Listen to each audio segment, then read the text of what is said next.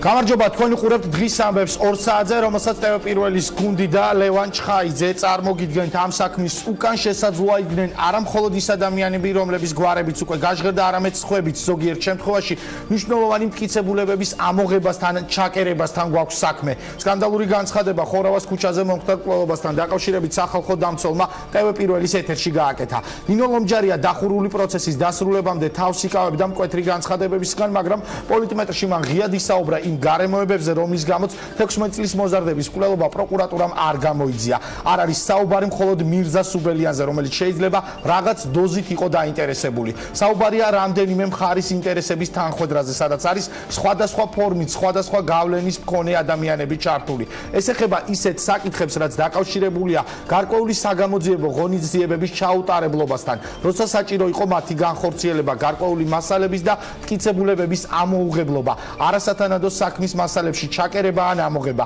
ასევე გარკვეულ ჩვენებებთანაა დაკავშირებული, რომლებიც ნამდვილად იძლეოდა განგაშის საფუძველს, თუმცა ამ მიმართულებით ან ზედაპირული იყო დაკითხვა, ან საერთოდ არ წარიმართა გამოძიება, ამბობს საქართველოს სახალხო დამცველი ნინო ლომჯარია.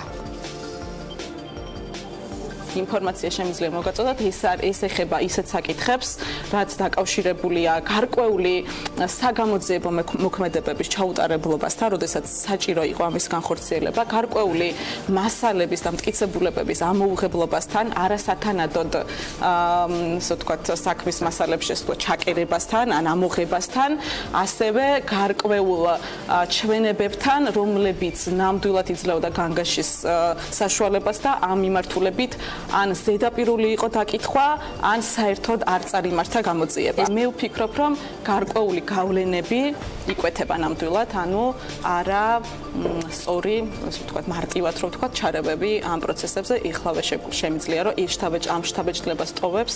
ამ საქმის უკან შეიძლება იყვნენ არა მარტო ის ადამიანები, ვისი გვარებიც გაჟღერდა. და მე მინდა დაუპირდე ბატონ ზაზას, სანამდეც არ უნდა გავიდეს ეს საქმე.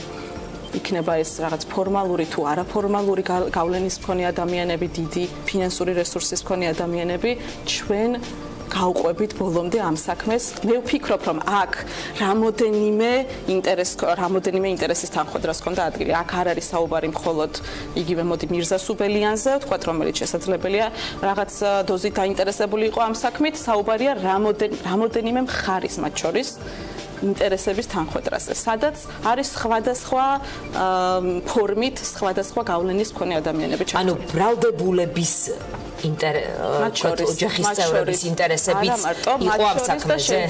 მიუხედავად იმისა, რომ ისინი საბრალდებო სკამზე არიან. ბრალდებულების, არამედ იმ ადამიანების, რომელსაც ბრალი არ აქვს წაყენებული. ვფიქრობ, რომ მენაბდესთან და კალანდიასთან დაკავშირებით არსებობს სერიოზული კითხვის ნიშნები, ეს დღესვე შემიძლია გითხრათ. არ ვსაუბრობ მათ ბრალეულობაზე, მაგრამ გამოძიების მიმდინარეობაზე თუ რა არ გაკეთდა და რა უნდა გაკეთებულიყო მათ, თუნდაც მათი ჩვენებების მიცემის შემდეგ. აქ ნამდვილად არსებობს სერიოზული კითხვის ნიშნები.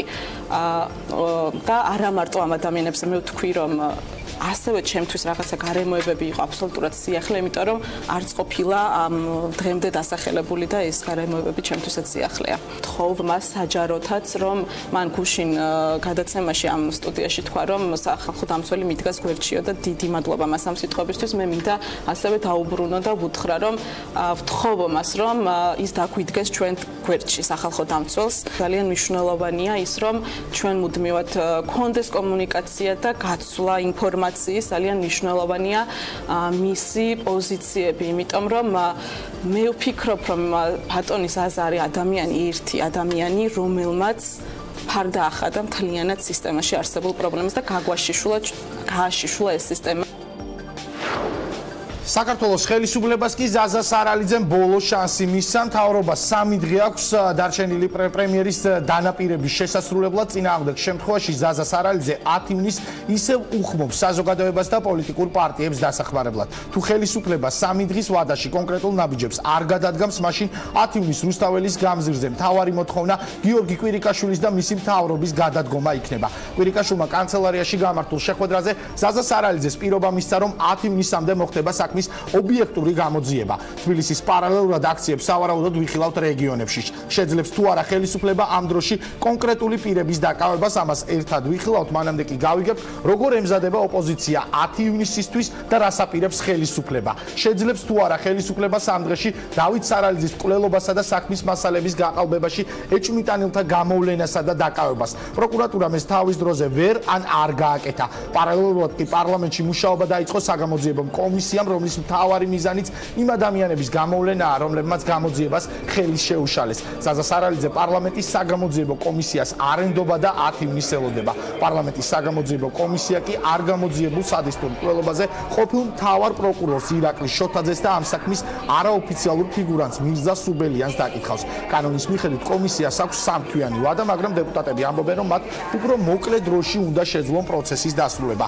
ნაციონალური მოძრაობა კი ამ საქმეზე სოზარ სუბარის პასუხისგებაში მიცემასაც ითხოვს. პარტიის წევრებმა ამოთხოვნით დევნილთა და განსახლების სამინისტროსთან აქციას გამართეს. ისინი ამბობენ, რომ მირზა სუბელიანი სოზარ სუბარის ნათესავია და ის ეხმარებოდა ამ საქმის ჩაფარცხვაში. პრემიერ-მინისტრს კი ნამდვილი ბოტები დაუტოვეს საჩუქრად მთავრობის კანცელარიაში. ამ ყველაფრის საფუძველი გიორგი კვირიკაშვილის საპასუხო განცხადება იყო. პრემიერმა თეა წულუკიანის გადადგომის მოთხოვნაზე არასამთავრობო სექტორს სოციალურ ქსელში უპასუხა, რასაც მოყვა საზოგადოების ნაწილის მხრიდან დაჰაჰავების აქცია.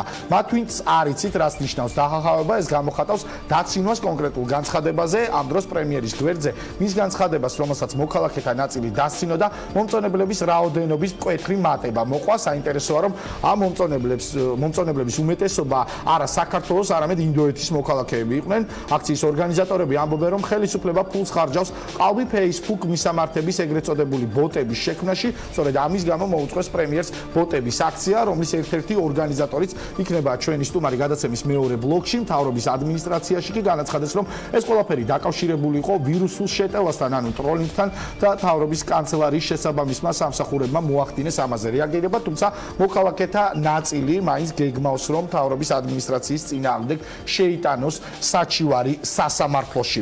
როგორც ცნობილია, 10 ივნისის აქციებთან დაკავშირებით ეროვნულ-დემოკრატიული პარტია, ლეიბორისტები, ერთიანი ნაციონალური მოძრაობა, ახალი საქართველო და ევროპელი დემოკრატები კონსულტაციებს მართავენ და დასახელდა ასევე, რომ ამ აქციის ლიდერი იქნება ლეიბორისტული პარტიის თავმჯდომარე შალვა ნათელაშვილი და სწორედ ის არის დღის ამბების პირველი სტუმარი. მოგესალმებით, ბატონო შალვა, მადლობა, რომ პასუხობთ ჩვენს კითხვებს. სავარაუდოდ თუ ხელისუფლება არ გადადგამს 10 ივნისამდე კონკრეტულ ნაბიჯებს და ზაზა სარალიძესთან მიცემული დანაპირები არ იქნება შესრულებული, მთავრობის გადადგომის მოთხოვნა იქნება ერთ-ერთი მთავარი მოთხოვნა რუსთაველის